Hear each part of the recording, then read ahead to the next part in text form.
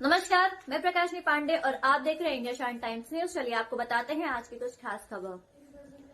केंद्रीय बजट 2026-27 गांव, गरीब, किसान और नौजवान के हितों का बजट, कहते हैं पलटू राम।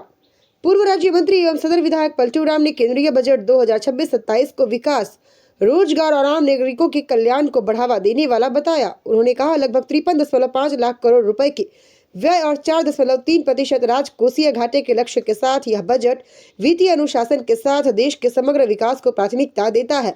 विधायक ने freight corridor, high speed rail, national waterway, MSME और बायोफार्मा जैसे निवेश क्षेत्रों को उजागर किया और कहा, इससे ग्रामीण और शहरी क्षेत्रों में आर्थिक गतिविधियों और युवाओं के रोजगार के अवसर बढ़ेंगे। कर सुधार और आयकर कानून 2025 के लागू होने से मध्यम वर्ग, विद्यार्थी और छोटे व्यवसायों को राहत मिलेगी। रक्षा क्षेत्र के लिए लगभग 7.8 लाख करोड़ रुपए का प्रावधान भी शामिल है। प्रेस वार्ता में जिला मीडिया प्रभारी डीपी सिंह बैस, मीडिया संयोजक अवधेश पांडे, जिला उपाध्यक्ष विजेंद्र तिवारी, महामंत्री वरुण सिंह मोनू और संदीप उपाध्याय उपस्थित रहे। गांव, गरीब, किसान और युवा के लिए समर्पित है। हर प्रकार से गांव के उत्थान के लिए, शहरों में बेहतर सुविधा के लिए, कनेक्टिविटी, इंफ्रास्ट्रक्चर के डेवलप के लिए हर स्तर पर माननीय प्रधानमंत्री जी के नेतृत्व में वित्त मंत्री जी ने जो बजट पेश किया है, ये एक अद्भुत बजट अपने देश के उत्थान के लिए उन्होंने प्रस्तुत किया है। हमारा जनपद बलरामपुर आकांक्षी जनपद है। बजट में आकांक्षी जनपद को प्राथमिकता देने की बात कही गई है। निश्चित तौर पर आप सभी लोग जानते हैं कि बलरामपुर जनपद 2014 के पहले देश के प्रधानमंत्री जब नरेंद्र मोदी नहीं थे तब क्या स्थिति थी, 2017 के पहले जब योगी जी मुख्यमंत्री नहीं थे तब क्या स्थिति थी। हम अगर केंद्रीय बजट पर चर्चा करें तो निश्चित तौर पर केंद्रीय बजट से ही प्रदेशों का विकास होता है। आज उत्तर प्रदेश के यशस्वी मुख्यमंत्री जी के द्वारा अपने बलरामपुर में मां पाटेश्वरी के नाम से विश्वविद्यालय की स्थापना किया, श्रद्धेय अटल बिहारी वाजपेयी जी के नाम से मेडिकल कॉलेज की स्थापना किया, 516 करोड़ रुपए से आपके रिंग रोड का निर्माण बहुत युद्ध स्तर पर चल रहा है। जनपद मुख्यालय पर गोकुलपुर में पॉलिटेक्निक बना करके और उसका संचालन भी हमारी सरकार ने कर दिया है।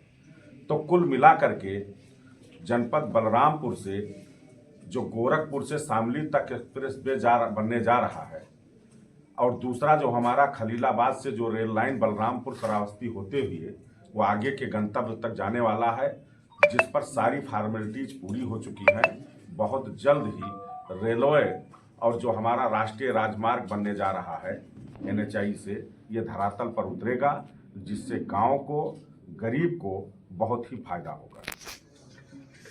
स्वागत और अभिनंदन करता हूँ। केंद्रीय बजट 2026-27 की प्रमुख घोषणाएं, विकसित भारत के संकल्प को गति देता बजट। प्रधानमंत्री श्री नरेंद्र मोदी जी के नेतृत्व में प्रस्तुत केंद्रीय बजट 2026-27 उत्तर प्रदेश के विकास, रोजगार और आत्मनिर्भरता को नई ऊंचाई देने वाला बजट है। यह बजट राज्य को इंफ्रास्ट्रक्चर, उद्योग, कृषि और युवाओं को ग्रोथ इंजन बनाने की दिशा में निर्णायक कदम है। बजट 26-27 की प्रमुख घोषणाएं, हाई स्पीड रेल और रेलवे विस्तार।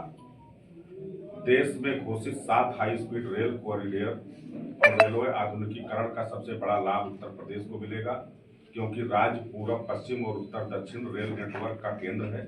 इससे लखनऊ, कानपुर, वाराणसी, प्रयागराज, आगरा जैसे शहरों की कनेक्टिविटी और व्यापार दोनों तेज होंगे। राष्ट्रीय राजमार्ग और एक्सप्रेसवे यूपी को लॉजिस्टिक हब। बजट में राष्ट्रीय राजमार्ग, मल्टी मॉडल लॉजिस्टिक और फ्रेट कॉरिडोर पर विशेष जोर दिया गया है। पूर्वांचल, बुंदेलखंड और पश्चिमी यूपी को जोड़ने वाला कॉरिडोर से उद्योगों की लागत घटेगी और निवेश बढ़ेगा। MSME ग्रोथ फंड, छोटे और मध्यम उद्योगों के लिए 10,000 करोड़ का ग्रोथ फंड बनाया गया है, जिससे उत्तर प्रदेश के कुटीर उद्योग, हस्तशिल्प, हैंडलूम, चमड़ा और फूड प्रोसेसिंग सेक्टर को मजबूती मिलेगी और स्थानीय स्तर पर रोजगार बढ़ेगा। बायोफार्मा शक्ति योजना, जो 10,000 करोड़ की बायोफार्मा शक्ति योजना के उत्तर प्रदेश में फार्मा और मेडिकल डिवाइस मैन्युफैक्चरिंग को बढ़ावा मिलेगा, जिससे राज्य हेल्थ केयर और मेडिकल इनोवेशन का बड़ा केंद्र बनेगा। पूर्वांचल बुंदेलखंड को विकास की मुख्य धारा में लाने वाला बजट केंद्रीय बजट 26-27 में पिछड़े और आकांक्षी जिलों पर विकास का विशेष फोकस रखा गया है, जिससे पूर्वांचल और बुंदेलखंड में बुनियादी ढांचा, निवेश और रोजगार के नए अवसर पैदा होंगे। कृषि में AI और तकनीकी भारत विस्तार प्लेटफॉर्म के माध्यम से किसानों को फसल, मौसम और बाजार की जानकारी मिलेगी, जिससे उत्तर प्रदेश के किसानों की उत्पादन और आय दोनों बढ़ेगी। नेशनल वाटरवे गंगा नदी पर हजारों के जहाजों के रखरखाव और परिचालन क्षमता को बढ़ाने के लिए वाराणसी में समर्पित inland waterway ship repair ecosystem स्थापित होगी, जिससे प्रदेश में रोजगार के अवसर पैदा होंगे।